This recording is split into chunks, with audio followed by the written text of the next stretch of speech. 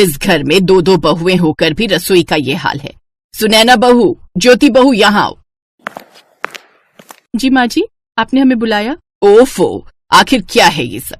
घर में दो दो बहुएं होने के बावजूद भी रसोई में इतने सारे गंदे बर्तन पड़े हुए हैं। माँ जी, इस देवरानी सुनैना को बोलिए ना, सुबह से लेकर शाम तक घर के सब काम मैं करती हूँ। खाना बनाना, बर्तन धोना, झाड़ू पोछा करना, सुबह दिन के बर्तन धोना, अब इतना सब करके मैं अकेले थक जाती हूँ। आप देवरानी को बोलिए बर्तन का काम अब वो कर लेगी। मैं क्यों बर्तन धोऊं? तो ठीक है, फिर तीनों समय खाना और बाकी घर के काम तुम करो। नहीं नहीं, मुझसे इतना काम नहीं होगा। ठीक ही तो कह रही है बड़ी बहू, वो अकेले भी क्या क्या करे। अगर तुझे बर्तन नहीं धोने तो खाना बना और बाकी के काम देख।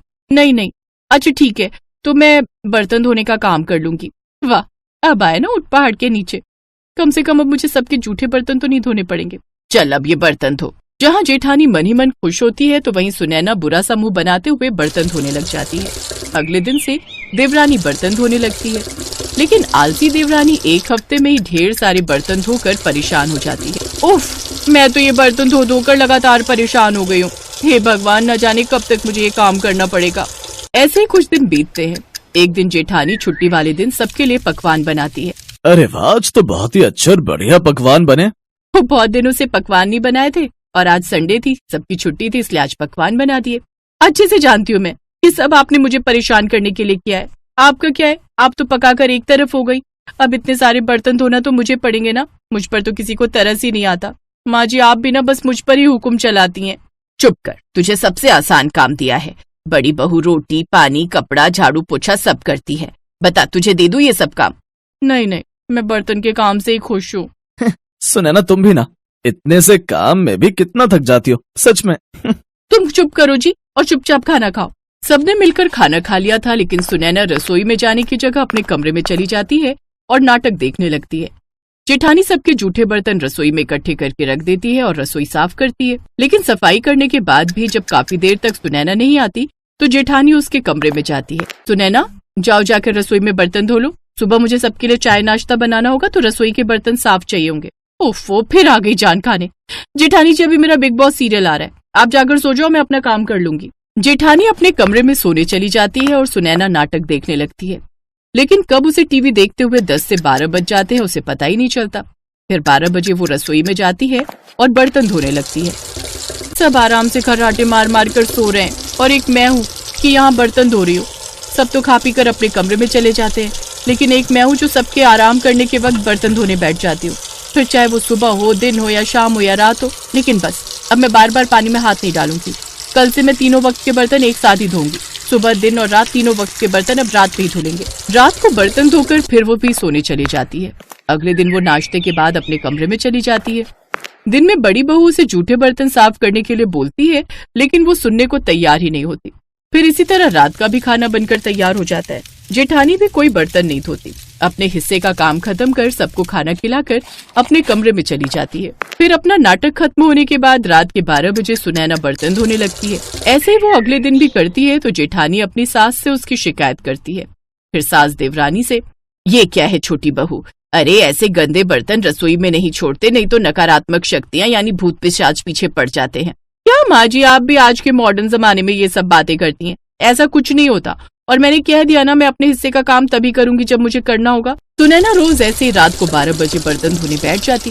तब सब घर वाले गहरी नींद में सोते, लेकिन बर्तनों के शोर से उनकी नींद खराब हो जाती। ऐसे कुछ दिन बीत जाते हैं जिससे उनकी नींद भी पूरी नहीं हो पाती। माँ, इस तरह आधी रात को बर्तनों के शोर से हमारी नींद खराब हो जाती है, जिससे ऑफिस में भी सारा दिन हमें बस नींद आती रहती है। परेशान तो मैं भी हो गई हूँ। लगता है अब हमें ही उसको कोई सबक सिखाना पड़ेगा। उसको भूत प्रेतों में विश्वास नहीं है ना। ठीक है, अब हमें ही उसे डराना होगा। ठीक कहती हो माँ जी, हो सकता है इससे उसकी अकल ठिकाने आ जाए। उस रोज जब सब लोग सो जाते हैं और सुनैना रात को 12 बजे बर्तन धोने रसोई में आती है तो उसकी सास और जेठानी सफेद साड़ी पहनकर और बाल आगे रखकर वहाँ आती हैं और बार बार लाइट ऑन ऑफ करती हैं, जिससे सुनैना चौंक जाती है। कौन है, कौन है वहाँ? हम चुड़ैल है, चुड़ैल। जहाँ देखे हमें गंदे बर्तन, वही आकर करे हम ठन ठन। हम उस घर में आकर रहने लगते हैं जहाँ गंदे बर्तन पड़े रहते हैं। गंदे बर्तन वाला घर हमारा ठिकाना बन जाता है। और जिसके घर में गंदे बर्तन होते हैं और जो रात को 12 बजे यानी भूतों के टाइम पर बर्तन धोते हैं, उन्हें हम अपने साथ ले जाते हैं। नहीं नहीं नहीं नहीं, अब से मैं समय पर बर्तन साफ करूंगी, मैं रात को बर्तन साफ नहीं करूंगी। तभी सुनैना बेहोश हो जाती है। उसका देवर और जेठ आते हैं। अरे माँ, ये पगली तो बेहोश हो गई। हमने इसे ज्यादा तो नहीं डरा दिया? नहीं नहीं, ये बस थोड़ा बेहोश हो गई है, सुबह तक ठीक हो जाएगी। बड़ी बहू, अभी तू बर्तन साफ कर दे और फिर देखते हैं कि सुबह इस पर कोई असर होता है कि नहीं। अगली सुबह सुनैना जैसे ही थोड़े से गंदे बर्तन रसोई में देखती है, उन्हें धोने लग जाती है। अब वो बिल्कुल भी गंदे बर्तन रसोई में नहीं छोड़ती थी, यहाँ तक कि चाय के बर्तन भी वो साथ साथ ही धो देती। माँ जी, आप बिल्कुल ठीक कहती थी, गंदे बर्तन पर भूत चुड़ैल आकर चिपक जाते हैं। पता है, कल रात 2 चुड़ैल आई थी हमारी रसोई की चेकिंग करने और मुझे अपने साथ ले जाने वाली थी, लेकिन मैंने बोल दिया अब से मैं गंदे बर्तन नहीं रखूंगी, इसलिए अब मैं सब बर्तन साथ साथ ही धो दिया करूंगी। हाँ, बिल्कुल ठीक कहा, अब से कभी भी गंदे बर्तन नहीं छोड़ना, नहीं तो क्या पता एक बार तो दोनों चुड़ैलों ने तुझे छोड़ दिया, लेकिन अगली बार कहीं। नहीं नहीं माँ जी, ऐसा नहीं होगा। ये कहकर सुनैना बर्तन धोने लगती है और उसकी सास बाहर आकर सबको आंख मारकर हंसने लगती है। उस दिन के बाद उसने कभी जूठे बर्तन रसोई में नहीं छोड़े।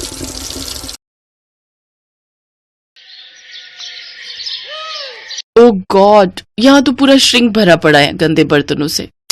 सब बर्तन जूठे पड़े हैं, अब मैं खाना कैसे बनाऊं? ये मेरी देवरानी दिव्या भी ना एक नंबर की आलसी है। सुबह जब शीला बर्तन धोकर जाती है तब तो सबके लिए नाश्ता बना लेती है, लेकिन जब शाम को यहाँ बर्तनों का पहाड़ इकट्ठा होता है तो वो महारानी अपने कमरे में चूहे की तरह डूबकर बैठ जाती है। अभी बताती हूँ मैं इसे। दिव्या, अरे ओ दिव्या, कहाँ है? क्या हुआ जेठानी जी, मुझे बिग बॉस देखना है। अरे मुझे यहाँ सबके लिए रात का खाना बनाना है, लेकिन यहाँ तो बर्तनों का ढेर लगा हुआ है और तू महारानी है कि जिसे अपना बिग बॉस देखना है। चल पहले जल्दी से सारे बर्तन धो। हैं? क्या मैं बर्तन धो? ना बाबा ना, मैंने आज ही मैनिक्योर करवाया है, फिर उसके पैसे वेस्ट चले जाएंगे। ये तो तेरा हर हफ्ते का बहाना है, जब जानती है कि घर के कामकाज में खराब होना है तो क्यों बेकार पैसे फूंक कर आती है। चल अब बर्तन धो, मुझे खाना बनाने में देर हो रही है। एक बार कह दिया ना नहीं धोऊंगी, आप धो लो, मैं खाना बना लेती हूँ। इसी तरह दोनों एक दूसरे पर बर्तन धोने का काम टाले जा रही थी। उधर बाहर डाइनिंग टेबल पर बैठे घर वाले खाने का वेट कर रहे थे। हे राम, खाना कहाँ रह गया? मेरे पेट में तो चूहे कूद रहे हैं, लेकिन ये रसोई से आवाज कैसी आ रही है? माँ, लगता है दोनों फिर से शुरू हो गई। धत तेरी की, फिर तो मिल गया हमें आज भी खाना। अनुज बेटा, ऐसा कर, तू बाहर से ही खाना मंगवा ले। एक दिन इन दोनों बिल्लियों की लड़ाई में भूख के मारे ही मैं परलोक न सिधार जाऊं। हाँ, भी ऑर्डर कर देता हूँ मैं, वैसे भी हमारे पास और चारा भी क्या है। उधर दोनों अभी भी बहस ही किए जा रही थी। ठीक है, फिर नहीं धोने ना तुझे बर्तन, तो मैं भी कोई खाना वाना नहीं बनाने वाली। रहो सब भूखे आज। अरे भूखे क्यों रहेंगे? कल रोहन जी ने खाना ऑर्डर किया था, आज अनुज भैया को बोलो, वो ऑर्डर कर देंगे। दोनों ये बोलने बाहर आती ही है कि तभी अनुज कहता है, कर दिया ऑर्डर, हम जानते हैं तुमसे खाना नहीं बनेगा। तुम दोनों से मिलकर खाना और बर्तन धोने तक का काम भी नहीं होता क्या? मुझे तो आप कुछ ना ही बोलो जेठ जी तो बेहतर रहेगा। मैंने सुबह का खाना और दोपहर का खाना बनाकर अपना काम पूरा कर लिया था। सिर्फ रोटियां सेकने को दोपहर का खाना बनाना नहीं कहते। हाँ, अब जो भी हो, काम तो हुआ था ना। बस करो, दोनों रिकॉर्डर की तरह शुरू होती हो तो बचती ही रहती हो। कुछ देर बाद डिलीवरी बॉय खाना ले आता है। सब चुपचाप उस खाने को खा लेते हैं। अगली रात दोनों में फिर से रात की रसोई का संग्राम छिड़ जाता है। तभी पड़ोस की कमला आंटी वहाँ आती है। ये ले रश्मि, आज अपनी बेटी के यहाँ गई थी, उसके बेटे का मुंडन था ना, तो वहीं भंडारा था, सोचा तुम्हारे लिए प्रसाद लेती चलूं। लो, तुम सब भी खा लेना। अरे वाह, फिर तो आज रात की रसोई बनानी नहीं पड़ेगी और ना वो बर्तन धोने पड़ेंगे। रश्मि ये देखकर खुश हो जाती है। फिर दोनों देवरानी जेठानी बर्तन ना धोने पड़े इसलिए एक बड़े से भगोने में आलू की सब्जी डाल देती हैं। एक कटोरे में हलवा और बड़ी सी परात में पूरियां परोस देती हैं। फिर सबको उसी में एक साथ खाने को कहती हैं। तुम पागल हो गई हो क्या? सब इसमें एक साथ कैसे खाएंगे? चल तो दिव्या, जरा इन्हें खाकर तो दिखा। दोनों पूरियां तोड़कर सब्जी में डुबोती हैं, खाने लगती हैं। उन्हें ऐसा करते देख सबको उन पर गुस्सा तो आ रहा था, लेकिन वो खाने के अलावा उनके पास और कोई चारा नहीं था।